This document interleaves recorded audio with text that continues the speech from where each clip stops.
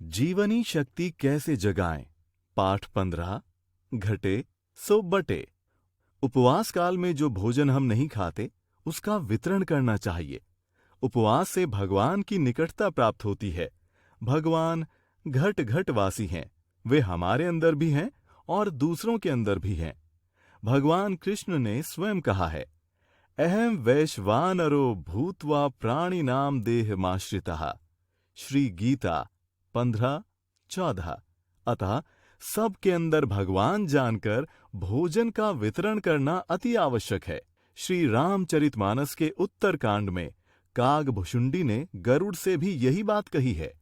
व्यापक व्याप्य अखंड अनंता, अखिल अमोघ शक्ति भगवंता। उत्तरकांड 71:4। प्रकृति पार प्रभु सब उर्बासी, ब्रह्म निरीह बिरज अविनाशी। उत्तरकांड 71:7। अतः भगवान के सर्वव्यापकत्व का आदर ही उनकी पूजा है।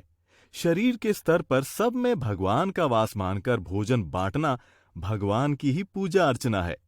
इस दृष्टि से उपवास में जो बचे उसे तो अवश्य ही भगवान की सेवा में अर्पित कर देना चाहिए।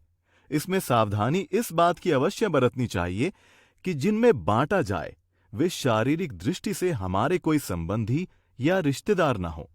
हमारी रसोई पर जिनका अधिकार न हो, जैसे अपना नौकर, अपनी गाय, अपना पालतू कुत्ता आदि को भी इसमें से नहीं देना चाहिए। वितरण में पूर्णतया सेवा की भावना होनी चाहिए। ये भावना नहीं होनी चाहिए कि इससे हमें भी कुछ प्राप्त होगा।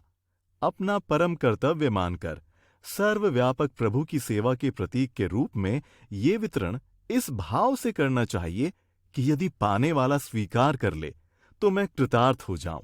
केवल उपवास काल में ही नहीं, बल्कि जब हम किसी दूसरे के यहां भोजन करते हैं तो अपने घर का भोजन जो बचा वो भी बांटना चाहिए। भोजन समर्पित करते हुए ये भाव होना चाहिए कि किसी प्राणी के रूप में हमारी सेवा स्वीकार करके भगवान हमें कृतार्थ कर रहे हैं। चित्रकूट के जंगलों में रहने वाले कोल भील अयोध्यावासियों को फल, पत्तियां और अंकुरित अन्न समर्पित करते हुए कहते हैं कि वे बड़े ही आभारी होंगे यदि उनकी ये भेंट स्वीकार कर ली जाए। उनके इस व्यवहार में केवल प्रेम पूर्ण सेवा का भाव है, न एहसान का और न तरस का। हम ही कृतार्थ करन लगी फल तृण अंकुर लेहु। अयोध्या कांड 250। प्रमुख भावना तो होनी चाहिए कि प्रभु, आपकी वस्तु आपको ही समर्पित कर रहा हूं। त्वदीयं वस्तु गोविंद तुभ्यमेव समर्पये। श्रीमद् भागवत 5:26-12 में भी भोजन के वितरण का महत्व इस प्रकार बताया गया है। यथा यस्ति वह व असंभिवज्याशनाति, यकिंचोपनतम अनिर्मित पंच, यज्ञो वायसम संस्तुतः स यस्य कृमि भोजन नरकाधमे निपतते। श्रीमद् भागवत 5:268। अर्थात जो कोई मनुष्य बिना किसी दूसरे को दिए स्वयं ही अकेले खा लेता है वो कौओं की समता वाले कीड़ों से भरे हुए नरक में गिरता है और उन्हीं कीड़ों द्वारा खाया जाता है। हठ योग प्रदीपिका भोजन शास्त्र और शरीर विज्ञान का उच्चतम ग्रंथ है। उसमें लिखा है, सुस्निग्ध मधुराहारः चतुर्थांश विवर्जितः भुज्यते शिव संप्रयप्तये मिताहारः स उच्यते। अर्थात चिकनाई युक्त मधुरता से परिपूर्ण भोजन चौथाई कम करके अर्थात बांटकर जो शिवजी भगवान के प्रीत्यर्थ भोजन करता है उसे मिताहार कहते हैं। इस प्रकार नित्य के भोजन में से चौथाई घटाकर बांटना है।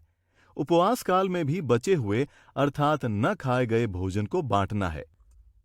वेद का आदेश है, मोघमन्नम विन्दते प्रचेतः सत्यम व्रवीमि वद इत्सतस्य, नार्यमणम पुष्यति नो सखायम केवलाघो भवति केवलादि।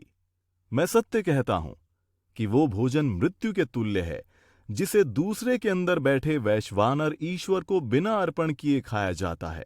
ऐसा व्यक्ति असावधान एवं मूर्ख है। बांटने की अवहेलना कर खाने वाला पूर्णांश में पापी है। धार्मिक परंपराओं के अनुसार भी बचे हुए अन्न का वितरण अनिवार्य है।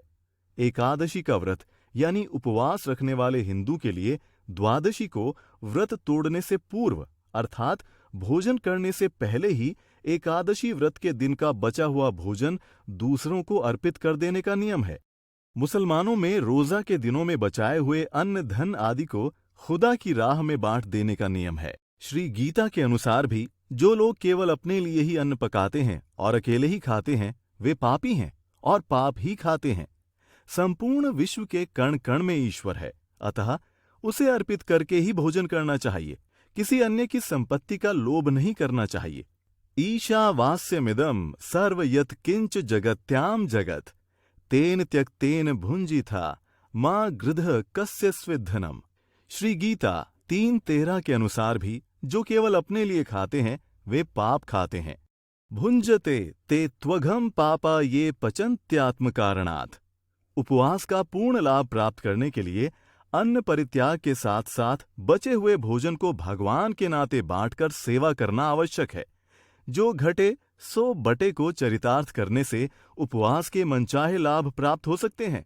ऐसे उपवास से ही जीवनी शक्ति का जागरण और ईश्वर की निकटता दोनों ही प्राप्त होते हैं।